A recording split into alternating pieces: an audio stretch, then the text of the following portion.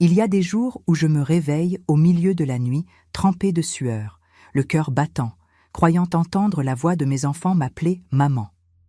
Mais quand j'ouvre les yeux, tout ce que je vois, c'est le plafond fissuré de ce petit appartement où je vis seule depuis plus de 10 ans. Mes enfants ne m'appellent plus maman depuis si longtemps que parfois je doute moi-même d'avoir été mère un jour. Ils sont vivants, ils habitent en France, mais pour moi, c'est comme s'ils étaient morts. Et le pire dans tout ça, mes chers amis, c'est de savoir que celui qui a tué cette relation, qui m'a arraché mes enfants avec tant de cruauté, c'est l'homme qui a juré de m'aimer un jour devant Dieu et tout le monde. Bonjour mes amis, je m'appelle Samira, mais vous pouvez m'appeler Mira. J'ai 56 ans et je suis née à Owando, dans la Cuvette, en 1969. Aujourd'hui, je vais partager avec vous une histoire que je garde dans mon cœur depuis des années, une histoire sur comment le rêve français est devenu mon pire cauchemar, sur comment j'ai perdu mes 2 enfants à cause d'un homme qui avait tout planifié dans les moindres détails depuis le premier jour. C'est une histoire longue, douloureuse, mais je dois la raconter parce que je sais qu'elle peut aider d'autres femmes qui vivent peut-être quelque chose de similaire sans voir les signes. Avant de commencer, j'aimerais savoir d'où vous me regardez. Laissez-moi vos commentaires en bas, j'adore savoir que ma voix arrive dans tant d'endroits différents. Et si vous pouvez, mettez un petit like et abonnez-vous à la chaîne. Ça me donne la force de continuer à raconter ces souvenirs si difficiles. Chaque like, chaque commentaire affectueux réchauffe mon cœur et me fait sentir moins seule dans ce monde. Je suis née et j'ai grandi à Owando, à une époque où la vie en province était bien différente de ce qu'elle est aujourd'hui. Ma famille était modeste, très modeste même. Nous vivions dans une petite maison en planches que mon père Benoît avait construite de ses propres mains, peinte en vert clair, qui avec le temps s'était décolorée jusqu'à devenir presque blanc. La maison n'avait que 3 petites pièces, une chambre où dormaient mes parents, une autre où je partageais le lit avec mes 2 frères cadets, Hervé et Célestine, et une salle qui servait aussi de cuisine. Il n'y avait pas de toilette à l'intérieur. C'était une petite cabane au fond de la cour. Et pour se laver, on chauffait l'eau sur le réchaud et on se lavait dans une bassine en aluminium. La cour était grande, en terre battue rouge qui devenait poussière pendant la saison sèche et boue quand il pleuvait. Mon père avait planté quelques arbres fruitiers quand il s'y était installé. Il y avait un grand manguier qui donnait une ombre agréable, un goyavier qui donnait des fruits presque toute l'année, et au fond, il y avait des poules que ma mère d'Alva élevait pour avoir des œufs et de temps en temps faire un bon plat le dimanche. L'odeur de cette maison, mes amis, c'était un mélange de bois vieux, de fumée de charbon, de terre mouillée après la pluie, de nourriture assaisonnée à l'ail et aux oignons que ma mère préparait sur le réchaud en fer noir qui se trouvait dans un coin de la pièce. Mon père travaillait dans une plantation à une dizaine de kilomètres de la ville. Il partait de la maison tous les jours, avant même que le coq ait chanté, à 4h30 du matin, emportant une gamelle que ma mère préparait à l'aube et ne revenait qu'à la tombée de la nuit, vers 7h du soir. Il rentrait à la maison avec les vêtements sales de terre et de sueur, les mains calleuses et crevassées à force de travailler, le visage brûlé par le soleil et marqué par le temps. C'était un homme de peu de mots, mon père, sérieux, travailleur, qui souriait rarement, mais dont on savait qu'il aimait sa famille, parce que tout ce qu'il faisait, c'était pour mettre de la nourriture sur notre table. Ma mère cousait pour les autres, pour aider aux dépenses de la maison. Elle avait une vieille machine à coudre Singer, de ces noires avec des détails dorés qui fonctionnaient à la pédale et qui faisait un bruit rythmé que j'entends encore aujourd'hui quand je ferme les yeux et me souviens de cette époque. Elle faisait des vêtements pour les familles plus aisées de la ville, des robes de fête, des habits de baptême, des uniformes d'école, et gagnait une misère pour ça, mais c'était ce qu'il y avait. Je passais des heures assise par terre dans sa chambre, à regarder cette aiguille monter et descendre rapidement, à voir ma mère froncer les sourcils concentrés pendant qu'elle guidait le tissu, s'arrêtant de temps en temps pour couper un fil avec ses dents ou pour enfiler l'aiguille quand le fil cassait. J'ai grandi dans cette routine de pauvreté, mais à l'époque, je ne savais même pas que c'était de la pauvreté, parce que tout le monde autour vivait pareil ou pire. Je me levais tôt pour aider ma mère, je balayais la maison, je lavais la vaisselle dans cet évier en ciment au fond, j'aidais à étendre le linge sur le fil qui traversait la cour d'un bout à l'autre. J'allais à l'école le matin, une petite école au sol en ciment et aux vieux bureaux en bois où étudiaient des enfants de plusieurs niveaux dans la même salle, et je rentrais à l'heure du déjeuner pour manger les haricots avec du riz et un petit morceau de viande quand il y en avait, ou simplement avec un œuf frit quand il n'y en avait pas. L'après-midi, j'aidais ma mère avec la couture. J'apprenais à faire des ourlets, à coudre des boutons, à repasser tous ses vêtements avec un fer à braise qu'il fallait chauffer sur le réchaud et qui pesait vraiment lourd. Je m'occupais aussi de mes petits frères. Je leur donnais le bain dans la bassine, je coiffais les cheveux de Célestine, j'aidais Hervé à faire ses devoirs. C'était comme ça la vie de fille pauvre en province à cette époque, mes amis, il n'y avait pas cette histoire d'étudier et de jouer seulement, on devait aider à la maison dès le plus jeune âge parce que la nécessité l'obligeait. J'aimais étudier, j'ai toujours aimé. J'étais bonne élève, je faisais attention en cours, je faisais tous mes devoirs correctement, et ma maîtresse, Madame Léontine, disait toujours à ma mère que j'avais de l'avenir, que j'étais intelligente, que je devais continuer mes études. J'ai réussi à terminer le primaire, puis j'ai fait le collège dans une école publique au centre-ville, me levant encore plus tôt pour prendre le bus de 6 heures du matin.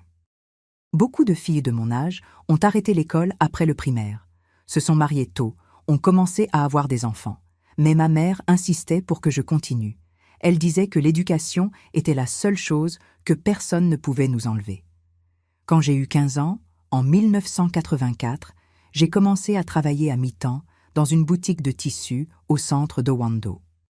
La propriétaire de la boutique, Madame Joséphine, était cliente de ma mère et m'a offert le travail parce qu'elle savait qu'on avait besoin d'argent. J'y étais de 2 heures de l'après-midi jusqu'à 6 heures, aidant à servir les clientes, coupant des tissus, rangeant les étagères, balayant la boutique en fin de journée. Je gagnais une misère, mais ce petit argent aidait beaucoup à la maison. Ça permettait d'acheter quelque chose en plus au marché, d'acheter des fournitures scolaires, de soulager un peu le poids que mon père portait seul. C'est à cette époque que j'ai commencé à rêver d'une vie différente. Je voyais dans les vieux magazines que les clientes laissaient à la boutique ces photos de femmes belles, bien habillées, vivant dans de grandes maisons dans les grandes villes, et j'imaginais comment ce serait de vivre comme ça. Je voyais à la télévision, sur cette petite télé noir et blanc vieille qu'il y avait à la boutique, ces feuilletons qui passèrent le soir montrant des gens riches, avec des voitures, de belles maisons, qui voyageaient, et je pensais que je voulais ça pour moi aussi. Ce n'était pas de la cupidité, mes amis, c'était juste l'envie d'avoir une vie meilleure, de ne pas être dans le besoin, de pouvoir un jour donner du confort à ma famille. J'ai terminé le lycée en 1987, j'avais 18 ans, et je prévoyais d'essayer de faire une formation technique à Brazzaville, la capitale. Mais entre-temps, j'ai rencontré un jeune homme qui a complètement changé le cours de ma vie. C'était en avril 87. Je m'en souviens bien parce que c'était juste après Pâques, quand est apparu à la boutique un jeune homme grand, brun, bien fait, avec les cheveux noirs coiffés en arrière avec de la brillantine, portant un jean et une chemise bleu clair bien repassée. Il a dit qu'il avait besoin d'acheter des tissus pour sa mère qui allait faire des coussins, et je suis allé le servir. Il s'appelait Valère, il avait 23 ans, 5 ans de plus que moi, et il n'était pas d'Owando. Il venait de Pointe-Noire pour travailler dans une entreprise qui construisait un pont sur la rivière Couillou dans la région. C'était un grand chantier, ça allait prendre environ 2 ans pour être terminé, et ils avaient fait venir des travailleurs qualifiés de l'extérieur. Valère était chef d'équipe d'une des équipes de construction. Il gagnait bien pour l'époque, et il logeait dans un petit hôtel au centre-ville avec d'autres travailleurs du chantier. Il est revenu à la boutique d'autres jours, toujours avec une excuse pour acheter quelque chose, et toujours en discutant avec moi, me posant des questions sur moi, sur ma famille, sur ma vie. Il me trouvait jolie, il le disait tout le temps. Il disait que mes yeux étaient la plus belle chose qu'il avait jamais vue, que mon sourire illuminait sa journée, ces choses qui font tomber amoureuse n'importe quelle jeune fille qui n'a jamais reçu beaucoup de compliments dans sa vie. J'étais gênée, je rougissais, mais au fond j'aimais cette attention, cet intérêt qu'il me montrait. Après environ 3 semaines à venir à la boutique presque tous les jours, Valère m'a invité à sortir un dimanche. Il m'a demandé de prévenir mes parents qu'il voulait faire les choses correctement, qu'il n'était pas un vagabond, qu'il voulait sortir sérieusement avec moi. Ma mère était un peu méfiante au début. Elle disait qu'il venait d'ailleurs, qu'on ne connaissait pas sa famille, que ça pouvait être n'importe quoi. Mais mon père a donné la permission après que Valère soit venu chez nous se présenter, parler avec lui, montrer qu'il était un jeune homme travailleur et honnête. Nous avons commencé à sortir ensemble de cette manière correcte d'autrefois, toujours accompagnés, toujours avec quelqu'un prêt pour surveiller. Il m'emmenait manger une glace à la pâtisserie du centre, marcher au petit jardin public, voir un film au petit cinéma qu'il y avait en ville. Il payait tout, ne me laissait jamais rien payer, se comportait en gentleman, tirait la chaise pour que je m'asseye, ouvrait la porte, me traitait avec un respect que je n'avais jamais vu aucun garçon traiter aucune fille. Ma mère a commencé à l'apprécier. Elle disait que c'était un bon parti, que j'avais de la chance d'avoir attiré l'attention d'un jeune homme travailleur comme ça. Nous sommes sortis ensemble pendant presque 1 an quand il m'a demandé en mariage. C'était en février 1988, un dimanche après la messe, devant l'église. Il s'est agenouillé par terre, a ouvert une petite boîte avec une simple bague en or et m'a demandé si je voulais me marier avec lui. J'ai dit oui, sans même réfléchir, mes amis, parce que j'étais amoureuse, parce que je pensais que c'était mon chemin, parce que je voulais fonder une famille, avoir une vie, quitter la maison de mes parents et avoir ma propre maison. Mon père n'était pas très content quand il l'a su. Il trouvait que j'étais trop jeune encore, que je devais étudier plus, travailler plus, connaître plus la vie avant de me marier, mais il a fini par accepter parce qu'il a vu que j'étais décidée. Nous nous sommes mariés en juin 1988, moi à 19 ans et lui à 24. La cérémonie était à l'église principale d'Owando, un samedi matin ensoleillé. Je portais une robe que ma mère avait faite spécialement pour moi. Elle a passé plus de 2 mois à la coudre. C'était en satin blanc simple, mais avec une belle dentelle au bas et aux manches qu'elle avait faite elle-même au crochet. J'avais un voile court, une couronne de fleurs blanches dans les cheveux, et je me sentais la plus belle femme du monde ce jour-là. Valère portait un costume gris qu'il avait loué à Brazzaville avec une cravate rouge et des chaussures noires cirées et brillantes. La fête était dans la cour de la maison de mes parents. Très simple vraiment. Ma mère et les voisines avaient préparé la nourriture. Il y avait du riz, des haricots, du manioc, du poulet grillé, de la salade et un gâteau à 3 étages qu'une cousine qui travaillait dans une pâtisserie avait fait en cadeau. Il y avait environ 50 personnes, des membres de la famille et quelques amis, et la musique jouait sur une petite radio que quelqu'un avait apportée. Nous avons dansé, mangé, ri, et j'étais si heureuse que la simplicité de tout ne me dérangeait même pas. L'important c'était que j'épousais l'homme que j'aimais, que j'allais fonder ma propre famille, que j'allais avoir ma propre vie. Après le mariage, nous sommes allés vivre dans une petite maison louée près du centre d'Owando. C'était 3 petites pièces, très semblables à la maison de mes parents, mais c'était à nous, et j'ai tout arrangé avec tant d'affection, tant de dévouement. J'ai acheté des petits rideaux à fleurs pour les fenêtres, des torchons brodés pour la cuisine, j'ai arrangé le peu de meubles que nous avions de la meilleure façon possible. Valère travaillait au chantier pendant la journée, il partait tôt et rentrait en fin d'après-midi, et j'ai continué à travailler à la boutique de tissus pour aider aux dépenses. Les premiers mois de mariage étaient bons, c'était cette phase de découverte, d'adaptation, de construction d'une vie à 2. Je cuisinais pour lui, lavais ses vêtements, m'occupait de la maison, et il apportait l'argent du travail, me traitait bien, ne buvait pas trop, ne me frappait pas comme je voyais arriver à d'autres femmes mariées que je connaissais. Je pensais avoir eu de la chance, avoir trouvé un bon mari, que ma vie allait être heureuse de cette manière simple mais honnête. Mais les choses ont commencé à changer petit à petit, d'une manière si subtile que je remarquais à peine au début. Valère a commencé à rentrer plus tard du travail, disant qu'il devait faire des heures supplémentaires, que le chantier était en retard, que le chef exigeait plus d'eux. Il rentrait fatigué, en sueur, parfois avec une odeur d'alcool, et allait directement se laver et dormir sans me prêter beaucoup d'attention. Les week-ends, il sortait avec ses collègues de travail, disant qu'il allait jouer au billard, boire quelques bières, qu'il avait besoin de se détendre après une semaine difficile, et je restais à la maison seule à l'attendre. J'ai commencé à remarquer aussi qu'il s'irritait plus facilement. Il se plaignait de la nourriture, disait qu'elle était sans sel ou avec trop de sel, qu'elle était froide ou trop chaude, qu'il travaillait toute la journée et méritait de rentrer à la maison et de trouver les choses comme il les aimait. Il se plaignait de la maison, disait qu'elle était en désordre quand je pensais que tout était rangé, disait que je ne prenais pas soin de ses affaires, qu'il ne pouvait pas me faire confiance pour rien. J'essayais de faire mieux, je faisais plus d'efforts, mais il semblait que rien n'était jamais assez bien. Un jour, ça devait être environ 6 mois après le mariage, il est rentré ivre à la maison pour la première fois. Il était presque 2 heures du matin quand j'ai entendu la clé tourner dans la serrure de la porte.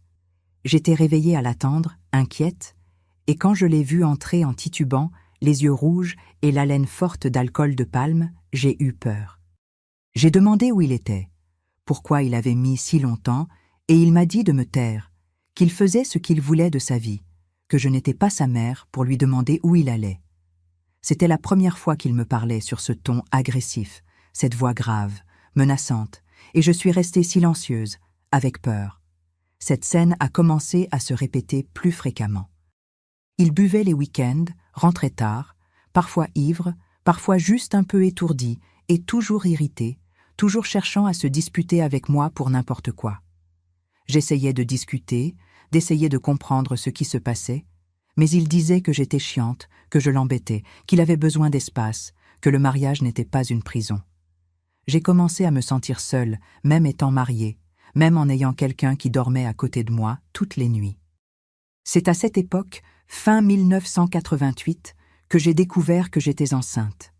J'ai fait le test au centre de santé et quand l'infirmière m'a donné la nouvelle, j'ai ressenti un mélange de joie et de peur. Joie parce que j'allais être mère, parce que j'avais toujours voulu avoir des enfants, parce que je pensais qu'un bébé allait nous unir davantage, allait faire que Valère se comporte mieux, allait apporter du bonheur à ce mariage qui commençait déjà à se fissurer. Peur parce qu'on avait à peine d'argent pour nous deux, comment on allait en avoir pour un bébé aussi? Peur parce que Valère était de plus en plus distant, plus agressif, et je ne savais pas comment il allait réagir à la nouvelle. Quand je lui ai dit ce soir-là, après le dîner, il est resté silencieux pendant de longues minutes qui ont semblé des heures.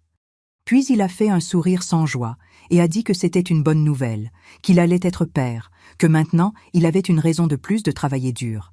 Mais j'ai vu dans ses yeux qu'il n'était pas vraiment heureux, que c'était un poids de plus sur ses épaules, une responsabilité de plus qu'il n'était pas prêt à assumer.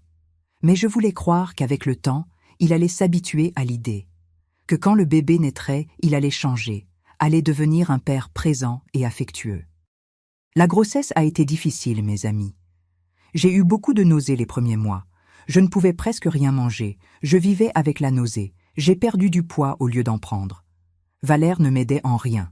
Au contraire, il se plaignait que la maison était laissée à l'abandon, que je ne faisais plus les choses correctement, que j'utilisais la grossesse comme excuse pour être paresseuse.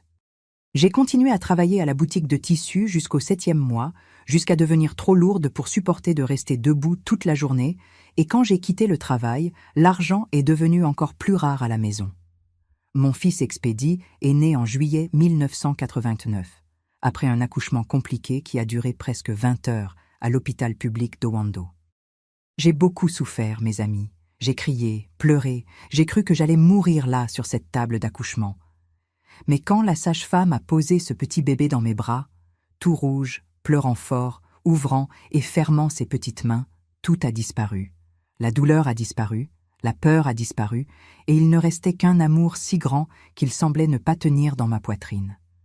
Valère est venu me voir à l'hôpital le lendemain, a regardé le bébé de loin, a dit qu'il était beau et est parti. Il ne l'a pas pris dans ses bras, n'a pas voulu le tenir, a dit qu'il avait peur de le faire tomber, que c'était un truc de femme. Je suis restée 3 jours hospitalisée, et quand je suis rentrée à la maison, avec Expédie dans les bras, la maison était comme je l'avais laissée, en désordre, avec de la vaisselle sale dans l'évier, du linge sale empilé dans le coin de la chambre. Valère n'avait rien nettoyé, ne s'était pas soucié de laisser les choses rangées pour accueillir son fils. Les premiers mois avec le bébé ont été les plus difficiles de ma vie jusqu'alors. Expédie pleurait beaucoup, avait des coliques, ne dormait pas bien, et je passais les nuits éveillée à le bercer, à chanter doucement, essayant de le faire arrêter de pleurer. Valère se plaignait du bruit, disait qu'il devait travailler le lendemain et ne pouvait pas rester sans dormir, et allait dormir sur le canapé du salon, me laissant seule avec le bébé. Le jour, je devais m'occuper de l'enfant, l'allaiter, changer les couches, lui donner le bain, laver ses petits vêtements qu'il salissait, et encore m'occuper de la maison, faire à manger, laver le linge, tout nettoyer. J'étais épuisée, maigre, avec des cernes profonds, mais je ne pouvais pas m'arrêter parce que je n'avais personne pour m'aider. Ma mère venait me voir de temps en temps, apportait de la nourriture préparée, m'aidait à laver le linge, gardait le bébé un moment pour que je puisse me reposer. Mais elle avait aussi ses problèmes. Elle avait mes petits frères à s'occuper, elle avait son travail de couture, elle ne pouvait pas rester longtemps avec moi. Je me sentais seule, abandonnée, piégée dans cette routine épuisante de s'occuper d'un bébé et d'une maison sans aucun soutien du mari. Valère continuait à boire, continuait à rentrer tard, et maintenant les disputes étaient pires parce que j'étais plus sensible, plus fatiguée, plus à bout. Il disait que j'avais changé après la naissance du bébé, que je ne lui prêtais plus attention, que la maison était toujours en désordre, que je ne m'occupais plus de lui correctement. J'essayais d'expliquer que j'étais fatiguée, que s'occuper d'un bébé c'était un travail lourd, que j'avais besoin d'aide. Mais il ne voulait pas savoir. Il disait que d'autres femmes s'occupèrent de leur enfant et de la maison et de leur mari sans se plaindre, que j'étais faible, que j'étais incompétente. Quand Expédite a eu 1 an, en juillet 1990, Valère est rentré à la maison un jour en disant qu'il allait quitter Owando. Le chantier du pont était terminé, l'entreprise n'avait plus besoin de ses services là-bas, et il avait 2 options, soit retourner à Pointe-Noire et chercher un autre emploi là-bas, soit rester dans la cuvette pour essayer de trouver quelque chose. Il a décidé d'aller à Brazzaville parce que là-bas les opportunités étaient meilleures, les salaires plus élevés et on pouvait avoir une vie meilleure. Je ne voulais pas y aller, mes amis. J'avais peur de quitter ma ville, de laisser mes parents, mes frères, les quelques amis que j'avais. Brazzaville était loin, c'était grand, c'était effrayant. Mais Valère a dit qu'il ne demandait pas, il informait, que lui c'était le mari, que c'était lui qui prenait les décisions, que je devais obéir et aller avec lui. Et que si je ne voulais pas y aller, il partirait seul et nous laisserait moi et le petit derrière. J'ai été terrifiée par cette menace. J'avais peur de rester seule avec un petit bébé, sans mari, sans argent, avec la honte d'avoir été abandonnée. Alors j'ai accepté d'y aller. Nous avons rangé nos affaires dans 2 vieilles valises en carton et un sac de marché. Et un samedi matin de septembre 1990, nous avons pris un bus pour Brazzaville. Ma mère a pleuré quand elle m'a dit au revoir à la gare routière. Elle a serré Expédit si fort que le petit a pleuré effrayé. Et elle m'a dit doucement à l'oreille de faire attention, de téléphoner quand je pourrais, de ne pas laisser Valère me maltraiter. Elle savait que les choses n'allaient pas bien entre nous. Les mères savent toujours, mais elle ne pouvait rien faire pour m'aider. Le voyage en bus a duré plus de 12 heures. Expédit a pleuré presque tout le temps. Il avait chaud, il avait faim, il était inconfortable sur ce siège étroit, et j'essayais de le calmer comme je pouvais pendant que Valère dormait à côté de moi, ronflant fort, sans se soucier de rien. Nous sommes arrivés à Brazzaville le dimanche matin tôt, et quand je suis descendue du bus à la gare routière, j'ai été terrifiée par ce que j'ai vu. Des gens partout, courant, poussant, parlant fort. Le bruit assourdissant des bus, des voitures, des annonces dans les haut-parleurs. Cette forte odeur de fumée d'échappement mélangée à la nourriture de gargotes et à la sueur des gens. Tout était gris, laid, sale, effrayant. J'ai pris Expédit dans mes bras si fort qu'il a recommencé à pleurer. Et j'ai suivi Valère qui était devant en portant les valises, marchant vite comme s'il connaissait cet endroit, comme s'il était chez lui. Nous avons pris un bus bondé qui a mis plus d'1 heure pour arriver à Makelekele, dans la zone sud de Brazzaville. Nous sommes descendus dans une large rue pleine de commerces populaires, des étals vendant des vêtements, de la nourriture, des boissons, des gens criant pour offrir leurs produits, et nous avons marché environ 5 rues jusqu'à arriver dans un quartier plus résidentiel, plein de maisons simples collées les unes aux autres et quelques petits immeubles un peu abandonnés. La maison du cousin de Valère, Casimir, était une baraque en bois et en briques apparentes au fond d'un terrain étroit. Il y avait 2 pièces minuscules, une qui servait de chambre et de salon en même temps, l'autre qui était cuisine et buanderie ensemble. Les toilettes étaient à l'extérieur, partagée avec la maison de devant où habitait la propriétaire du terrain. Y vivaient déjà Casimir, sa femme Nadège et leurs 3 jeunes enfants, tous entassés dans ce petit espace, et maintenant nous aussi, 3 personnes de plus à se serrer là-dedans. Nous dormions dans le salon, qui n'était qu'un morceau de la pièce qu'ils séparaient avec un drap suspendu à un fil, sur un vieux matelas par terre que Casimir avait trouvé quelque part. Le matelas avait des taches, sentait le moisi, et j'ai mis Expédie pour dormir entre moi et le mur, pour qu'il ne tombe pas, et pour que Valère ne le touche pas sans faire exprès pendant la nuit. J'ai pleuré en cachette cette première nuit, doucement pour que personne n'entende, avec la nostalgie de ma maison, de ma mère, de ma vie même si elle était difficile, mais qui était la mienne. Les premiers mois à Brazzaville ont été horribles, mes amis. Valère sortait tous les jours chercher du travail, mais ça a pris presque 2 mois pour trouver quelque chose. Un travail d'aide-maçon sur un chantier dans le quartier Poto-Poto qui payait peu et n'était même pas la moitié de ce qu'il gagnait avant. Je restais toute la journée dans cette baraque étouffante à m'occuper d'Expédie, essayant d'aider Nadège avec la nourriture et le nettoyage pour ne pas être une charge. Mais la cohabitation était difficile. L'espace était peu, la nourriture était peu, la patience était peu, et tout le monde était à bout. J'ai commencé à chercher du travail aussi, parce que l'argent ne suffisait pas. Je laissais Expédie avec Nadège, et je sortais frapper de maison en maison dans les quartiers plus riches en offrant mes services de femme de ménage, parce que c'était le seul travail que je savais faire et qui ne nécessitait pas d'expérience ni de papiers spéciaux. J'ai trouvé 2 emplois, une maison le lundi, mercredi et vendredi, une autre le mardi et jeudi, et je gagnais par jour travaillé, recevant en fin d'après-midi quand je finissais le service. C'était un travail dur, mes amis. Je nettoyais d'énormes maisons, parfois de 2 étages, frottant le sol à genoux, nettoyant les toilettes, lavant la vaisselle, repassant le linge, toute la journée debout, le dos qui fait mal, les mains rouges et crevassées, à force d'utiliser des produits de nettoyage forts. Les patronnes étaient pour la plupart mal élevées, exigeantes, nous traitaient comme si on était moins qu'humains, comme si on était juste un objet utile qui était là pour servir. Mais je supportais en silence parce que j'avais besoin de l'argent, parce que je savais que mon fils en dépendait. C'est à cette époque que je suis tombée enceinte à nouveau. Je l'ai découvert à presque 3 mois, parce que je n'avais même pas remarqué que j'avais du retard, avec tant d'agitation, tant de fatigue, tant de soucis. Quand j'ai fait le test au centre de santé près de là où on habitait et que c'était positif, j'ai failli m'évanouir sur place. Comment allais-je avoir un autre enfant si j'arrivais à peine à m'occuper du premier? Comment allais-je m'occuper de 2 bébés, travailler, survivre dans cette vie difficile? J'ai dit à Valère ce soir-là, et il s'est mis en colère, très en colère. Il m'a crié dessus, a dit que je l'avais fait exprès, que je voulais l'attacher avec des enfants, qu'il n'y avait pas d'argent pour une bouche de plus à nourrir. Il a dit que si je voulais avoir le bébé, c'était mon problème, qu'il n'allait rien faire pour aider, qu'il était déjà fatigué de cette vie de pauvreté et de responsabilité. J'étais anéantie, en pleurs. Mais au fond, je n'attendais pas une autre réaction de lui.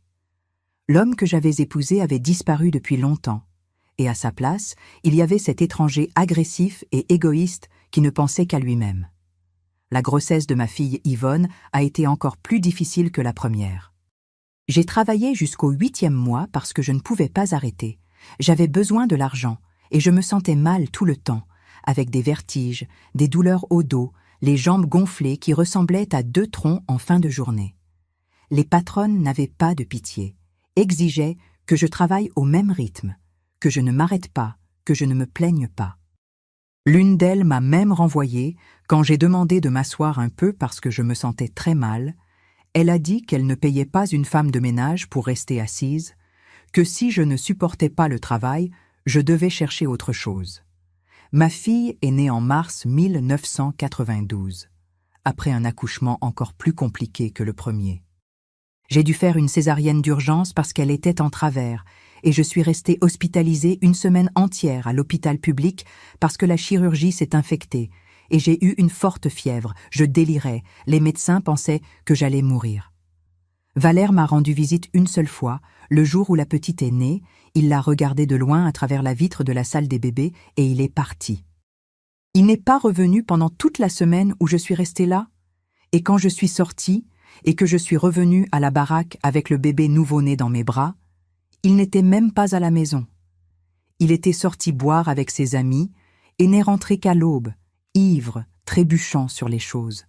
Maintenant j'avais 2 jeunes enfants, Expédie avec 2 ans et demi et Yvonne nouveau-née, et la vie est devenue impossible. Je ne pouvais pas travailler à l'extérieur parce que je n'avais personne avec qui laisser les enfants. Nadège avait déjà ses enfants à s'occuper et ne pouvait pas garder les miens aussi, et la crèche publique était impossible d'obtenir une place. Il y avait des listes d'attente de plusieurs années. Valère travaillait mais buvait la moitié de ce qu'il gagnait, dépensait au bar, aux jeux, en bêtises, et rapportait à la maison juste assez pour acheter le strict minimum de nourriture quand il rapportait. Nous avons eu faim à cette époque, mes amis, une vraie faim. Il y avait des jours où je faisais une bouillie claire pour les enfants et je restais sans rien manger, buvant juste de l'eau pour tromper l'estomac. Il y avait des jours où je demandais de la nourriture à la maison de devant.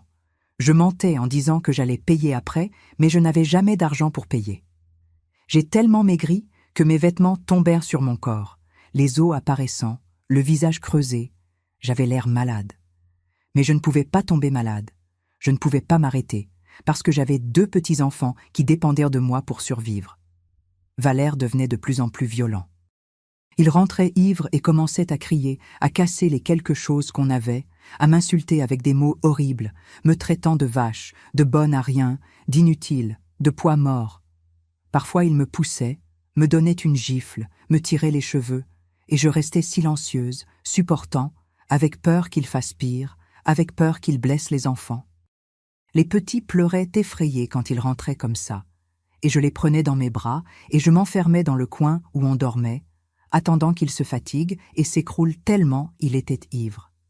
C'est lors d'une de ces nuits de terreur, en juin 1992, que j'ai pris la décision de sortir de cette situation. Valère était rentré plus ivre que d'habitude, m'avait donné des gifles devant les petits, et Expédie avait commencé à crier « Ne tape pas sur ma maman, ne tape pas sur ma maman !» Cette petite voix fine d'enfant essayant de me défendre. Ça m'a brisé le cœur d'une façon que je ne sais pas expliquer. J'ai vu que j'élevais mes enfants dans un environnement horrible, qu'ils voyaient toute cette violence, que ça allait les marquer à jamais, et j'ai décidé que je devais sortir de là de n'importe quelle manière. Le lendemain, quand Valère est parti travailler, j'ai rangé les quelques affaires que les enfants et moi avions dans 2 sacs plastiques et je suis sortie de cette baraque. Je ne savais pas où aller, je n'avais pas d'argent, je ne connaissais personne à Brazzaville à part les patronnes pour qui je travaillais et Casimir qui était le cousin de Valère. J'ai marché dans la rue avec les 2 lourds sacs dans une main, Yvonne de 4 mois dans les bras et Expédie de 3 ans accrochée à ma jupe, sans direction, voulant juste m'éloigner de cet endroit. J'ai fini par aller dans une maison où j'avais travaillé quelquefois comme femme de ménage, celle d'une dame appelée Géraldine, qui avait toujours été plus gentille avec moi que les autres patronnes. J'ai sonné à la porte le cœur battant, sans savoir quel accueil j'allais recevoir. Et quand elle a ouvert la porte et m'a vue là dans cet état, avec les petits, avec les sacs, avec un visage de désespoir, elle n'a pas posé de questions. Elle m'a juste tiré à l'intérieur, m'a fait asseoir sur le canapé du salon, a pris les enfants et est allée faire du thé pendant que je pleurais abondamment, libérant toute cette douleur accumulée. Madame Géraldine m'a offert la petite chambre de bonne au fond de sa maison. C'était petit, il y avait juste un lit simple et une armoire encastrée, mais il y avait des toilettes à l'intérieur et c'était propre, organisé, sûr. Elle a dit que je pouvais rester là un moment jusqu'à me réorganiser et qu'en échange, je ferais le ménage de sa maison et préparerais les repas. J'ai accepté tout de suite, reconnaissante, avec un soulagement si grand qu'il semblait que j'avais enlevé un poids de 100 kilos de mes épaules. J'ai habité chez Madame Géraldine pendant presque 2 ans, de 1992 à 1994. Elle vivait seule dans une maison de 3 chambres à Mpila. Elle était veuve, avait environ 60 ans, et c'était une femme bonne, généreuse, qui me traitait avec respect et dignité. Je m'occupais de la maison, je cuisinais, et elle me payait un petit salaire en plus du logement et de la nourriture. Les enfants ont grandi là, Expédie jouant dans la cour, Yvonne rampant dans les pièces, et pour la première fois depuis longtemps, j'ai pu respirer, j'ai pu dormir sans peur, j'ai pu vivre sans être frappée. Valère est apparu quelquefois en me cherchant, frappant à la porte de Madame Géraldine, criant de la rue, faisant du scandale. Mais elle appelait la police et il l'emmenait, et après environ 3 tentatives, il a abandonné, il a disparu, il n'est plus jamais apparu.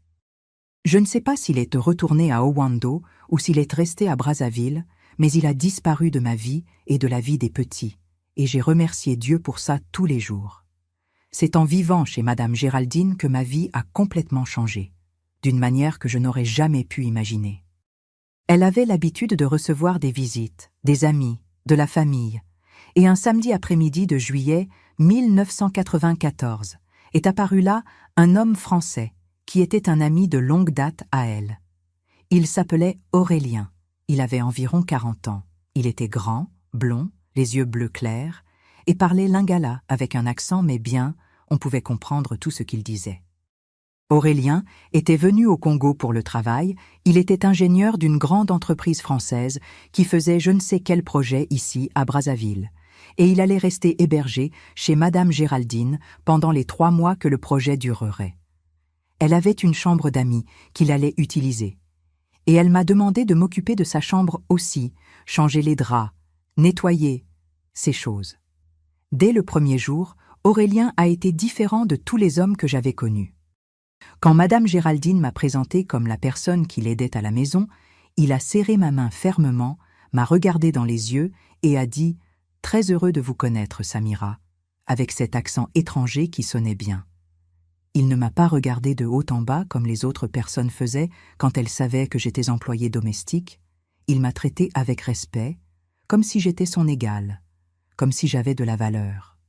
Les jours suivants, Aurélien me parlait toujours quand il me voyait dans la maison.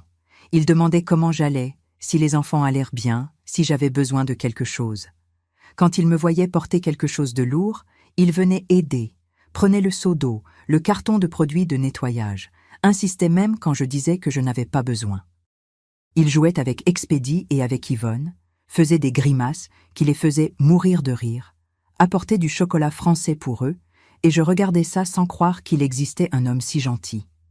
Un après-midi, je nettoyais le salon quand il est rentré de la rue et s'est assis sur le canapé pour parler avec moi. Il a demandé sur ma vie, sur comment j'étais arrivée à Brazzaville, sur le père des enfants, et j'ai tout raconté, pleurant au milieu de l'histoire, libérant tout ce que j'avais gardé pendant si longtemps.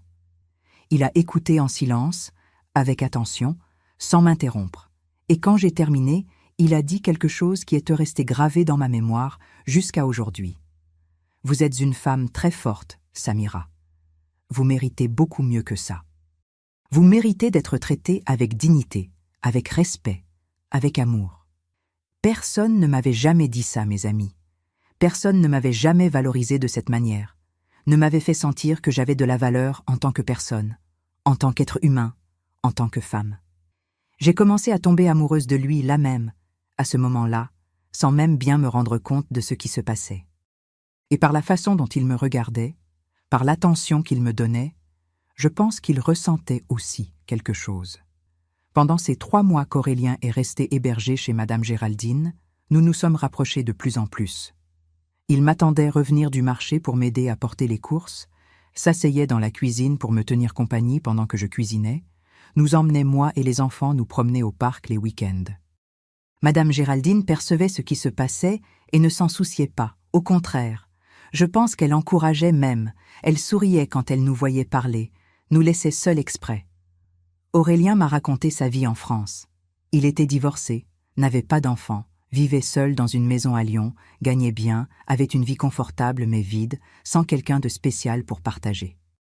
Il a dit qu'il était venu au Congo d'autres fois pour le travail, mais que cette fois c'était différent, qu'il avait trouvé quelque chose de spécial ici, et il me regardait quand il disait ça. Mon cœur s'emballait, mes mains transpiraient, j'étais gênée mais en même temps heureuse, flattée, trouvant que c'était trop beau pour être vrai. Le dernier jour à Brazzaville, avant de retourner en France, Aurélien m'a demandé de parler en privé dans la cour de la maison. Il était nerveux, je l'ai remarqué, bougeant les mains, regardant le sol, et quand il a finalement parlé, il a dit qu'il était tombé amoureux de moi, qu'il savait que la situation était compliquée, que nous étions de mondes très différents, qu'il vivait dans un autre pays, mais qu'il ne pouvait pas arrêter de penser à moi, qu'il voulait essayer quelque chose, qu'il voulait mieux me connaître, qu'il voulait avoir quelque chose avec moi. Je suis restée sans mots, mes amis. Je ne savais pas quoi dire, quoi faire, comment réagir.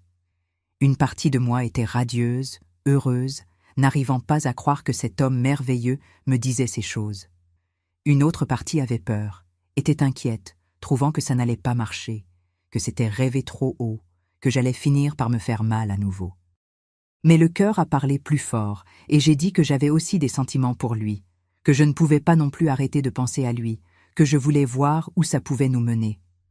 Aurélien est retourné en France le lendemain, mais a promis qu'il allait garder le contact, qu'il allait appeler chaque fois qu'il pourrait, qu'il n'allait pas m'oublier. Et il a tenu sa promesse.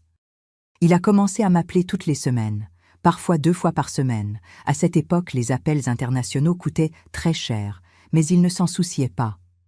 Nous parlions pendant des heures, lui racontant sa journée, son travail, la ville où il vivait, et moi racontant sur les petits, sur mon travail, sur mes rêves et mes peurs.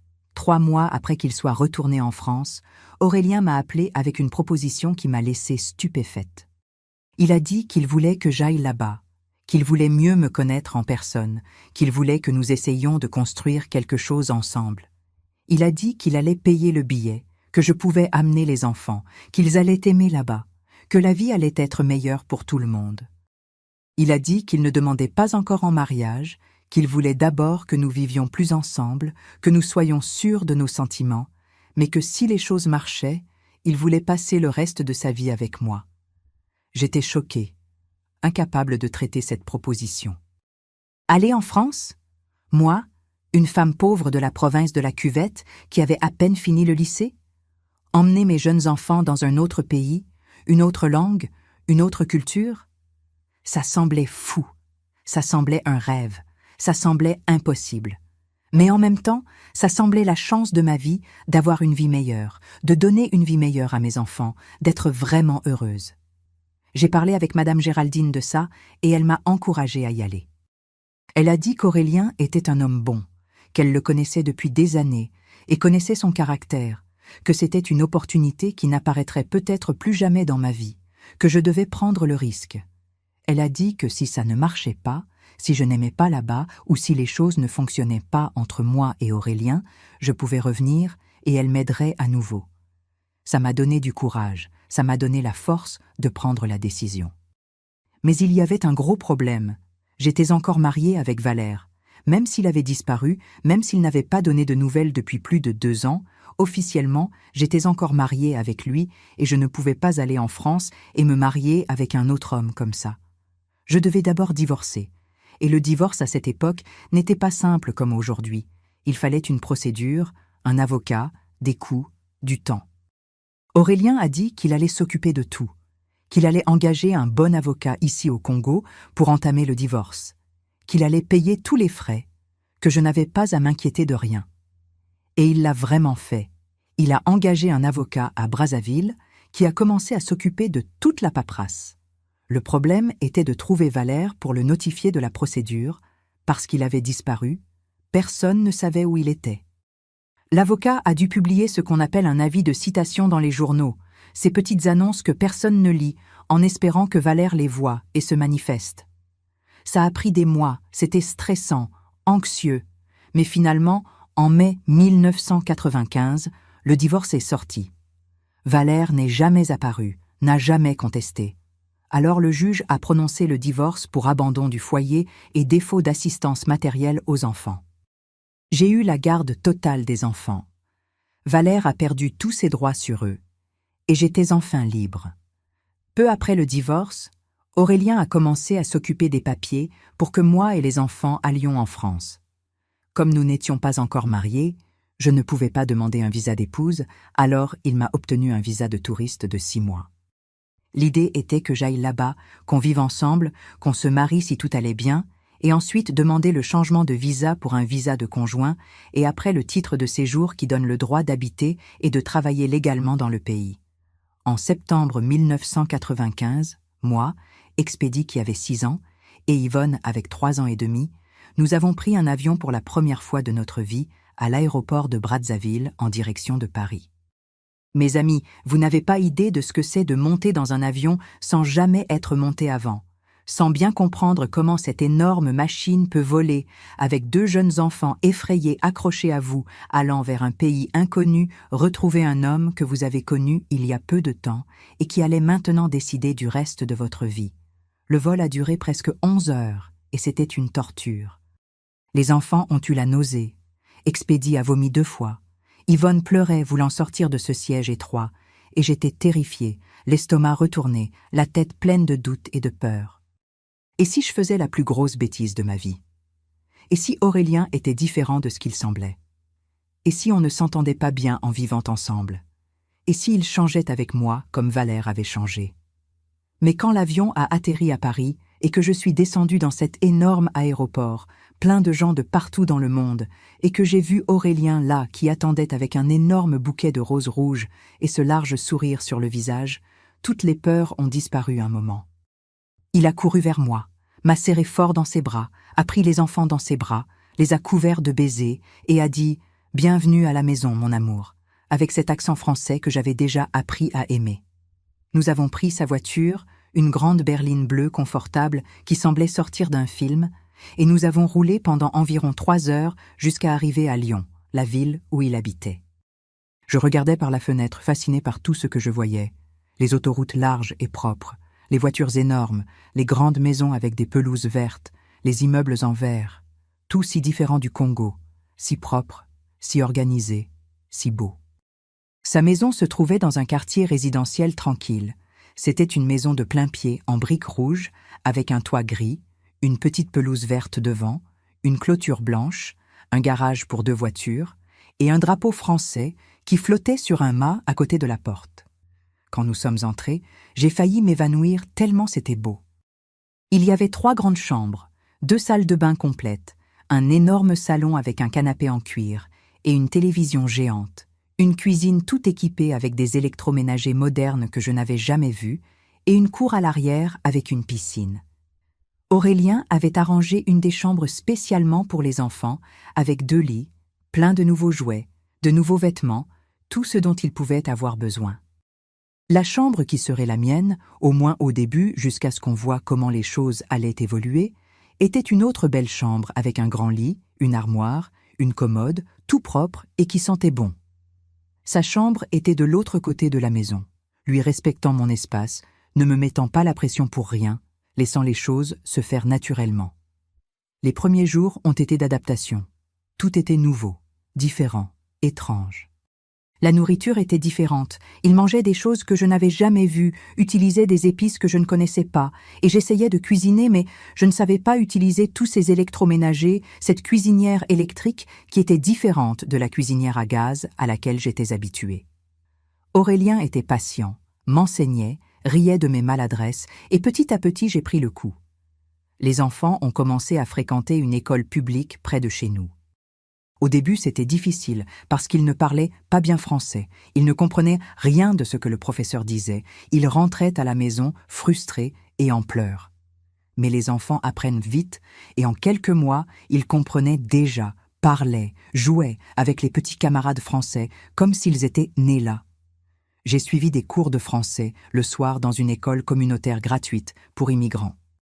C'était 2 fois par semaine, 3 heures chaque cours, et Aurélien restait à la maison pour s'occuper des enfants pendant que j'étudiais.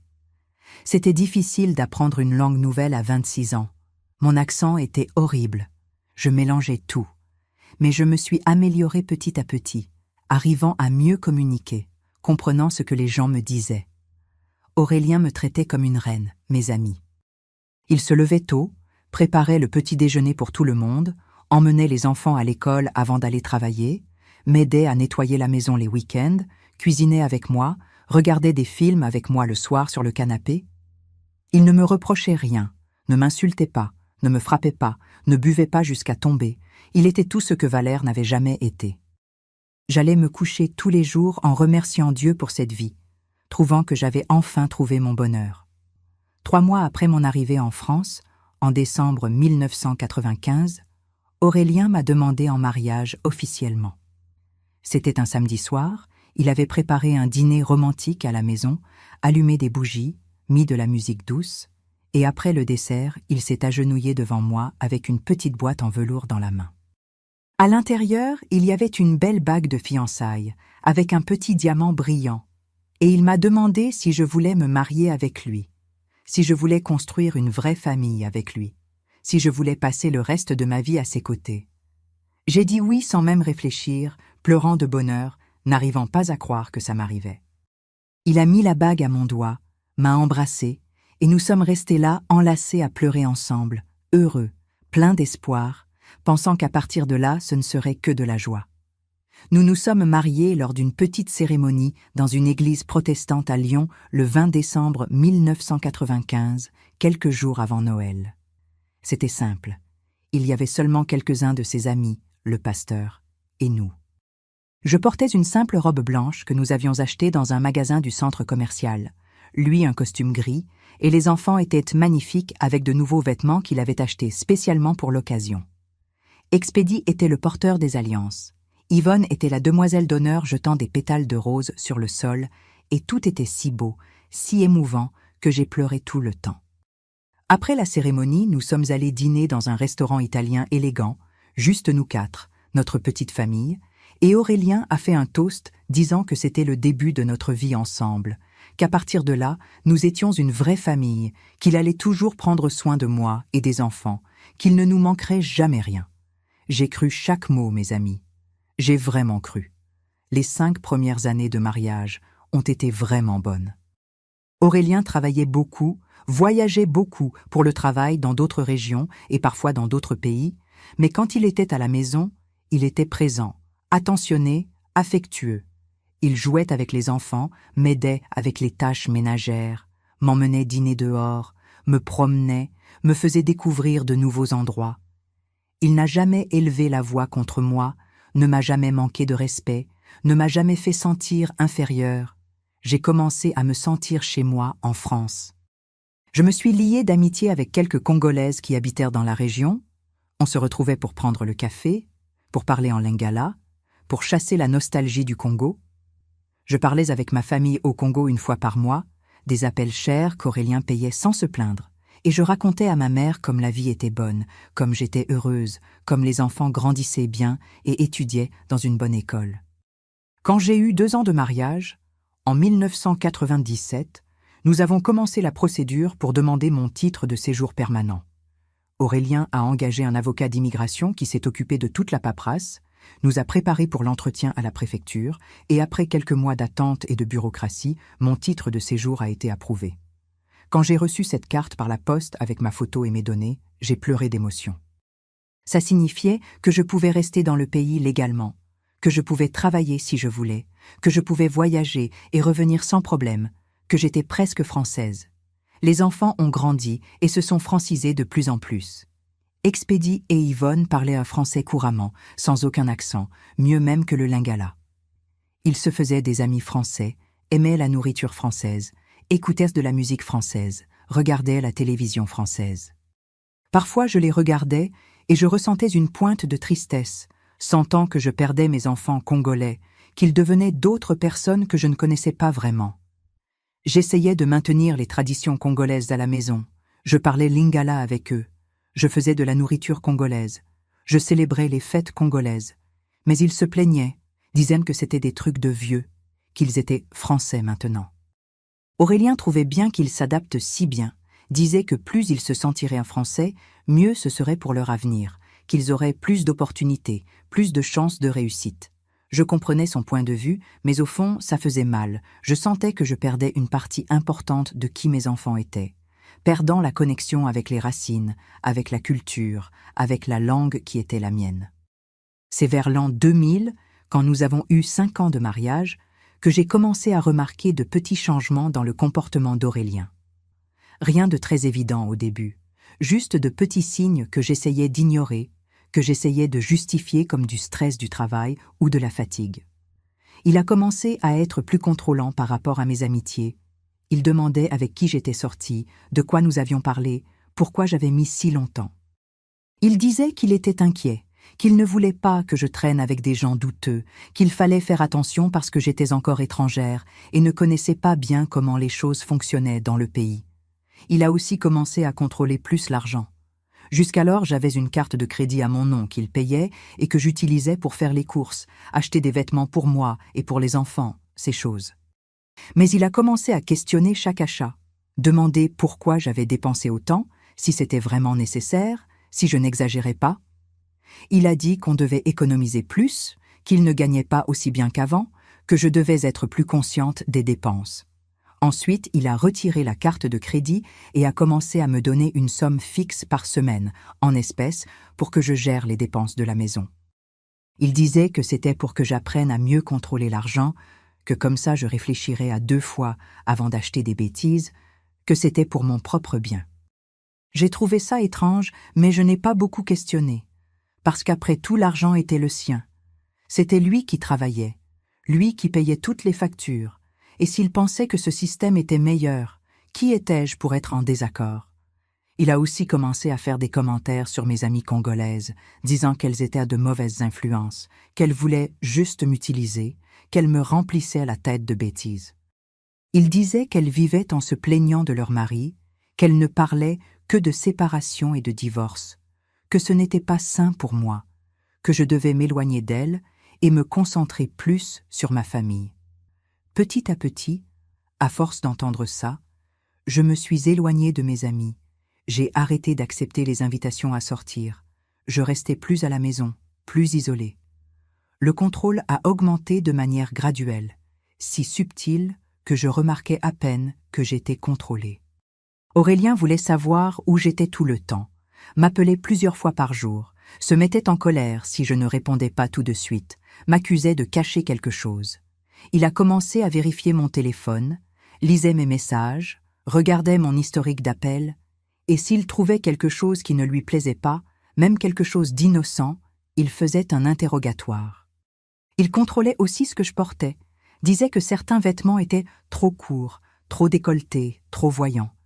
Il disait qu'il ne voulait pas que d'autres hommes me regardent, que j'étais une femme mariée et que je devais m'habiller comme telle.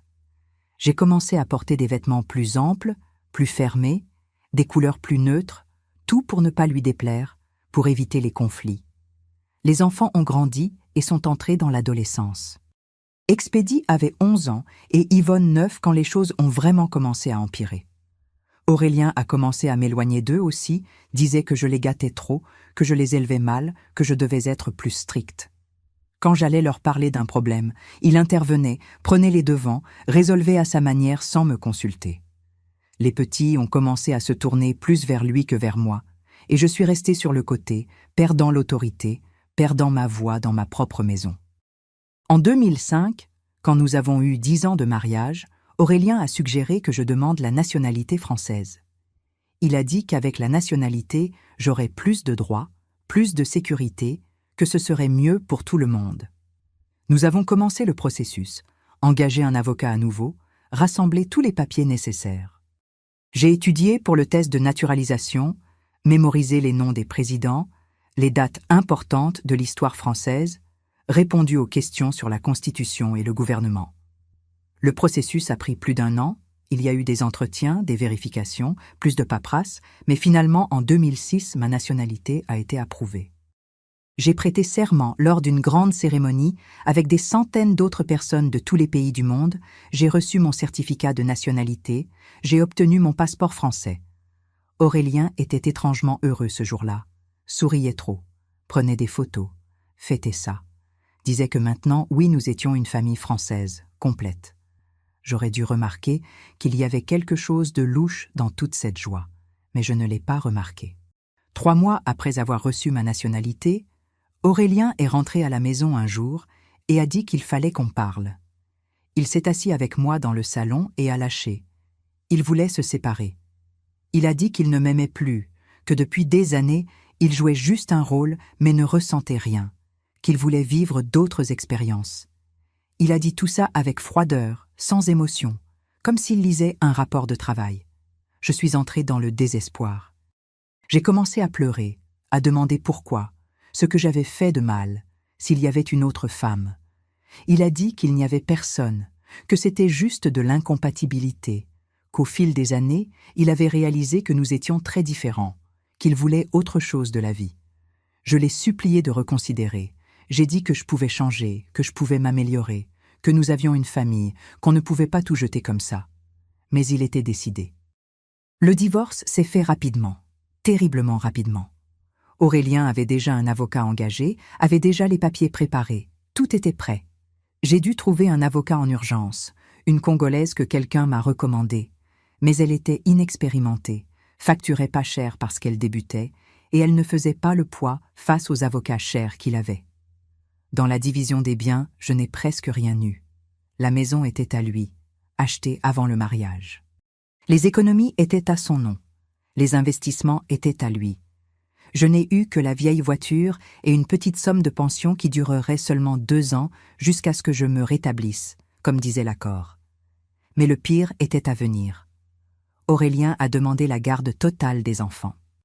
Son avocat a argumenté qu'Expédie et Yvonne avaient vécu plus de la moitié de leur vie en France, avaient 16 et 14 ans respectivement, étaient complètement adaptés, étudiaient dans une bonne école, avaient des amis, des activités extrascolaires. Il a argumenté que je n'avais pas de travail, pas de revenus propres, pas de maison propre, pas de moyens de maintenir le même niveau de vie pour eux. Il a argumenté que ce serait préjudiciable pour eux de devoir changer de maison, d'école, de vie, juste parce que les parents se séparaient. Mon avocat a essayé de répliquer, mais n'a pas réussi. Le juge a été d'accord avec ses arguments et lui a donné la garde principale. J'aurai droit à des visites 2 fois par semaine, 4 heures chaque visite, chez lui, sous sa supervision. 2 fois par semaine pour voir mes propres enfants que j'avais portés dans mon ventre, que j'avais mis au monde, que j'avais élevés depuis bébé. Je suis sortie de cette maison qui avait été la mienne pendant plus de 10 ans avec seulement 2 valises de vêtements et la vieille voiture. J'ai loué une minuscule chambre dans un quartier dangereux de Lyon, le seul endroit que je pouvais payer avec le peu d'argent que j'avais. J'ai commencé à chercher du travail désespérément. Sans expérience professionnelle enregistrée dans le pays, sans bonne référence, avec un français encore imparfait, j'ai seulement réussi à trouver un travail de femme de ménage à nouveau.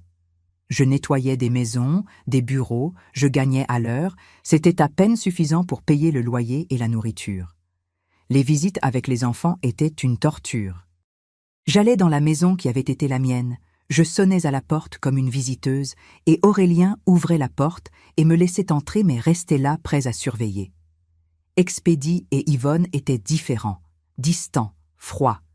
Ils me parlaient en français, même si je demandais qu'ils parlent lingala. Ils racontaient la belle vie qu'ils avaient, les choses que le beau-père achetait pour eux, les endroits où il les emmenait. Ils l'appelaient papa, pas beau-père. Ils m'appelaient Samira, pas maman. Chaque visite était un coup de poignard dans la poitrine. J'ai réalisé qu'Aurélien les montait contre moi.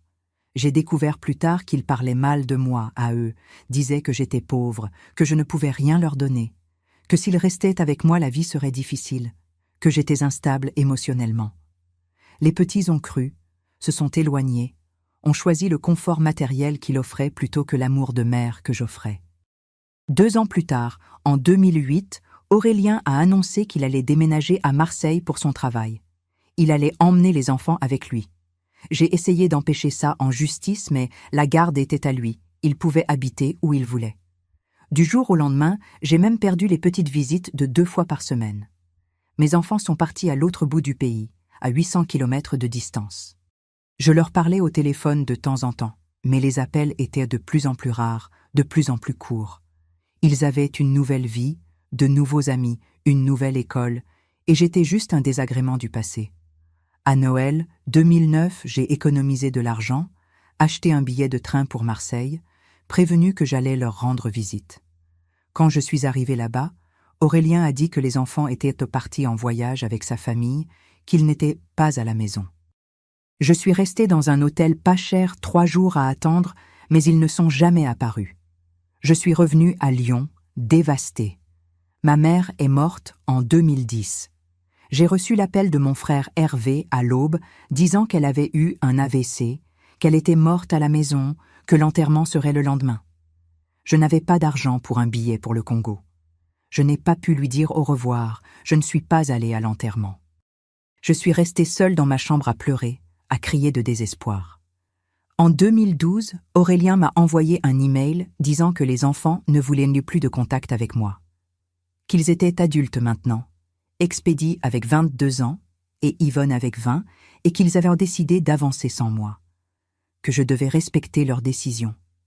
J'ai essayé d'envoyer des lettres, des emails, des messages sur les réseaux sociaux, mais ils ont tout bloqué. C'était comme si j'étais morte pour eux. Aurélien avait obtenu ce qu'il voulait. Il m'avait utilisé pour entrer dans le pays légalement, m'avait utilisé pour avoir une jolie petite famille pendant quelques années, et quand il n'avait plus eu besoin de moi, il m'avait jeté et avait gardé mes enfants. J'ai découvert après, à travers une connaissance commune, qu'il n'avait jamais cessé d'aimer son ex-femme française. Qu'il s'était marié avec moi juste pour avoir une épouse pendant qu'il préparait son retour avec elle. Que dès qu'il avait réussi à me sortir du jeu, il était retourné avec elle. Que tout avait été calculé depuis le début. Je suis restée à Lyon encore quelques années, mais la solitude était insupportable. En 2015, je suis retournée au Congo, à Owando. Mon père était déjà mort aussi. Mes frères avaient leur propre vie. La maison de mes parents n'existait plus, elle avait été vendue.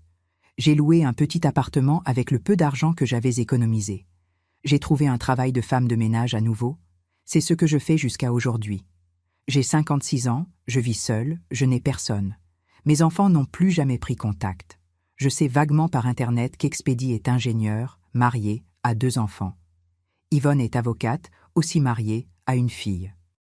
J'ai 3 petits-enfants que je n'ai jamais vus, qui ne me connaîtront jamais.